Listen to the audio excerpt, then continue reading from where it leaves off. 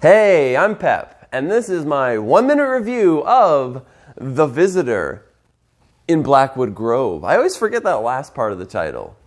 Anyway, they're not paying me to do this review. They didn't send me this copy of the game. It's just a game that I have, and I've played quite a few times. Because this game's pretty easy to teach. It's pretty easy to play. If you've seen the movie E.T., that is this game. Period. So you're playing as 3 separate entities, essentially. You're either going to be the alien, the kid, or the government. Now, the government's divided into separate agencies, but they're all trying to do essentially the same thing. Now, as the alien, you're trying to get the kid to understand you.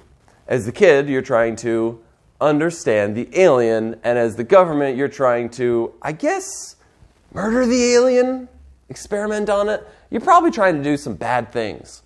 So the game is played with a bunch of little cards with pictures on it. Think something like Dixit, Mysterium, but much simpler. The pictures are just, it'd be a teddy bear or a rose or a boat.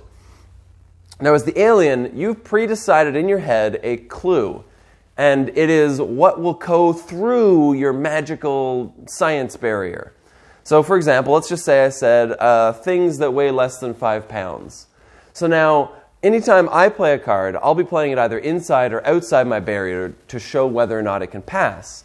And then the kid will be doing the same thing, as well as the agents. The agents will be doing it face down though, so they're kind of competing with themselves and the kid in order to try to see if they can figure it out ahead of time.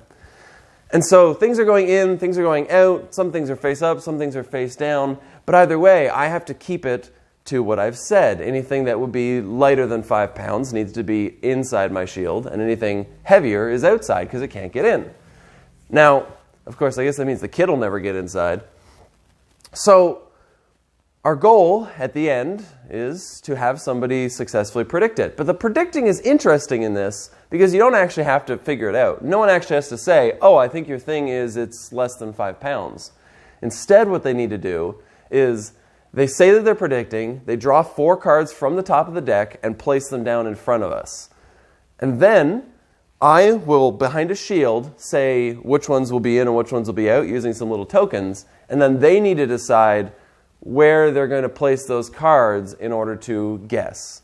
So they will guess what will go in and what will go out. And afterwards I'll reveal, and if they get it right, then whoever it is won, either the agent or the kid. If not, then some bad things happen. But all in all, that's pretty much the game. It's really interesting. The only negative thing I could possibly come up with for this game is that if a bad clue is made, like let's just say say things that are a specific color. I don't know. It's hard to think of what a bad clue is, and sometimes it's just a situationally bad clue. Maybe it's a bad clue for the group. But if you make a bad clue, the game can either end really fast and lose a bit of the enjoyment, or it can go on forever because you made it super complicated, like something that has more than 3 specific elements tied to it. You know, it's weird. Anyway, the game is really fun. If you haven't tried it before, definitely give it a try. Pick up a copy. If you hate deduction games, I guess, don't play this one. Anyway, that's been my 1-minute review of The Visitor in Blackwood Grove. Thanks for watching.